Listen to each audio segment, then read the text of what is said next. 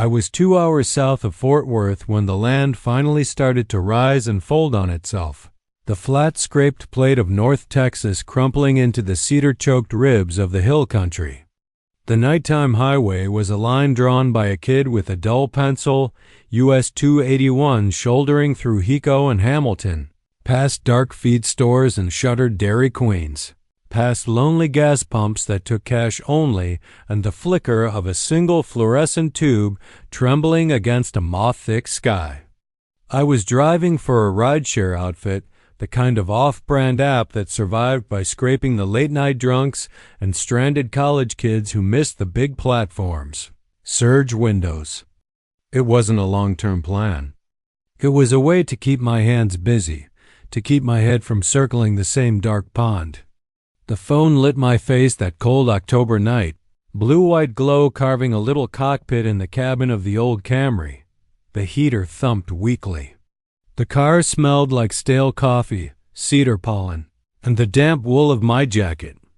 There was no reason to take a ping near Blanco after midnight. The miles widened between towns down here, and the drunks had already been gathered hours ago by better drivers with better cars.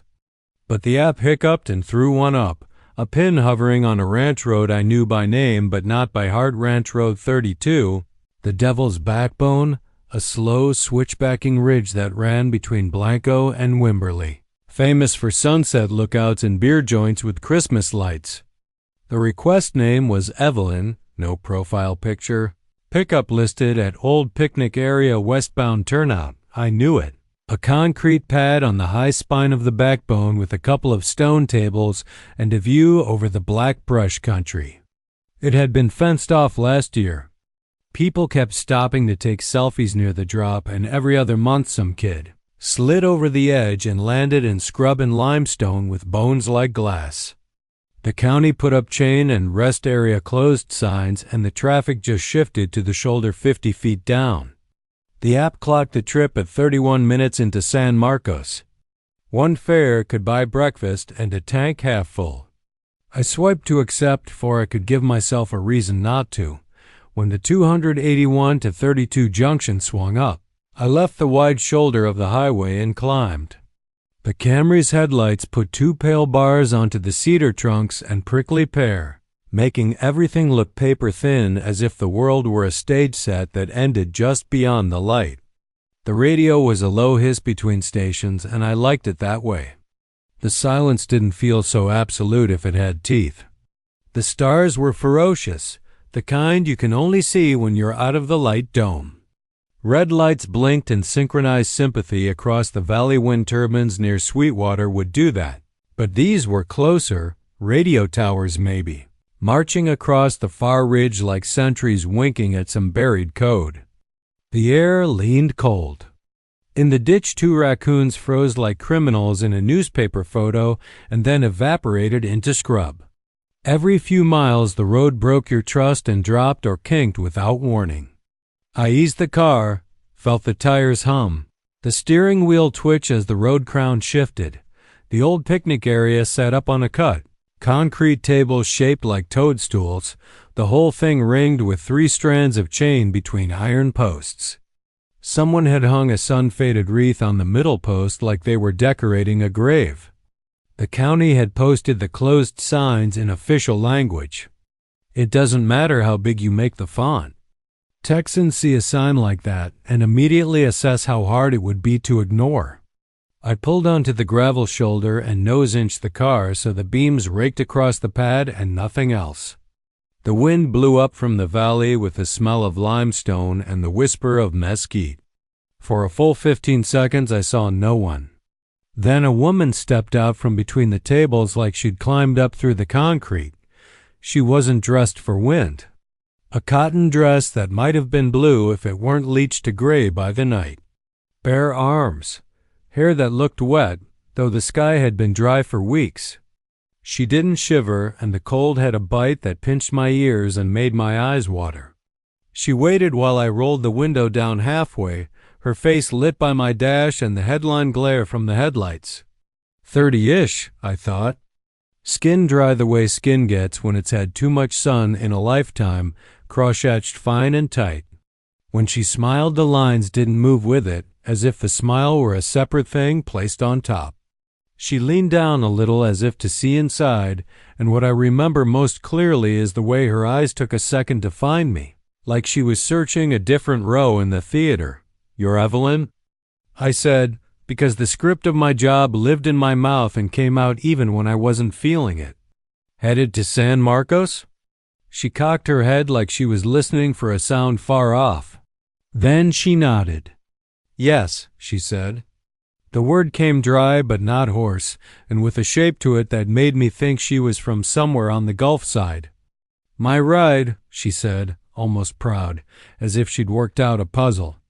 "You found me." I popped the locks and she opened the back door. Not the front, not even asking, her hands on the top of the frame. The sudden bright rectangle of interior light cutting a square in the night. Her fingers were pale and flat against the metal like pressed moth wings. When she slid in, the car tilted less than it should have. The smell that came with her was not sweat or perfume or shampoo. It was something I knew from childhood, from the time my father took me to fish on the lower Guadalupe. Not river water, not algae. The smell of wet limestone and the slick under a bridge where the air never moves. She shut the door carefully, the way people taught by careful men shut doors, with 2 inches left, so you think you have to do it for them. The interior light blinked out and we were placed again inside the world we'd made, between the dashboard and the 4 pieces of glass. I tapped Start Trip and the map vomited a blue route that would whisk us down the backbone, left at Fisher's store, right on 12, then the crowded mess of San Marcos exits. My hand hovered over the radio dial.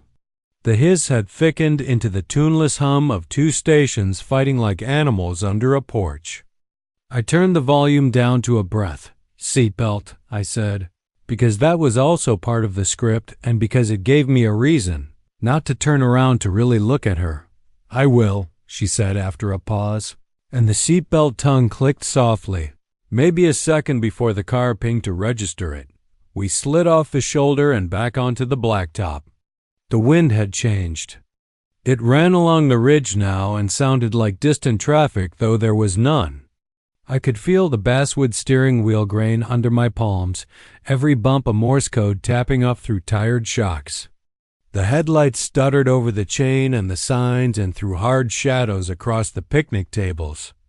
In the rear view I saw her settle, hands folded in her lap, chin bowed a little as if reluctant to look through my windshield at whatever lay beyond it. Her hair hung in ropes, dark and heavy, and I thought for an insane moment of Spanish moss draped over cypress limbs at Caddo Lake, even though Caddo was hours away and these hills don't breed moss. They breed cedar and cactus and stone. "You come up here often?" I said, because someone had to talk. "This turnout, I mean," she answered in the time it takes the car to pass a reflector. "I used to, before they closed it. We'd bring the babies and sandwiches. In the afternoons when the wind was soft and the rocks weren't hot, we'd put the diaper bag in the shade and count trucks. The boys would drop pecans into the cracks and wait for ants. They called this whole ridge the backbone. We told them to be careful not to break it." I nodded even though she couldn't see the nod from back there. "Wind's rough tonight," I said. "Hard to keep the car exactly where I want it." "You should stay right," she said softly. "As close to the white line as you can without tasting it. There's something in the middle right now. Something slick." I glanced at the lane ahead. The asphalt glowed like a wet tongue. It hadn't rained. It hadn't rained for 12 days. I knew because my knuckles cracked and bled when it went that long without moisture. The road shouldn't shine. "What do you mean, something slick?" I said, not taking my eyes off the striping. The hum in the radio swelled and flattened like breath. She took longer this time. When she spoke, she did it in that careful, proud tone again, as if she were repeating something she'd learned by rote and wanted to get it right. "The first time it was oil," she said.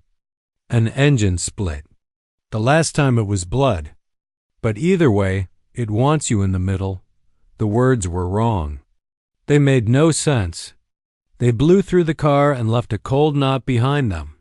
The last time was the phrase that lodged. I felt the little hairs on my wrist stand. The road bent left, and there was the sign for Fisher Store Road, reflective arrow big as a man. It flashed in my lights and swung by. The red lights on the far hill blinked, a field of them, not radio towers, more like wind turbines after all. Except wind turbines don't install on the backbone. They don't allow it. I'd read an article. Some rancher coalition that didn't want to see their ridge sprout fans. Maybe the lights were brake lights from 100 cars. Except there were no cars. The app map had fungi dots for fellow drivers. I was alone here. Where in San Marcos am I taking you? My voice sounded like it had on the phone when the hospital called that last time, smoothed, flattened, trying to be stairs for the words that wanted to tumble down screaming. An address? I need to put it in now so I don't miss any turns. To the river, she said. To the place below the falls where the rocks are slick and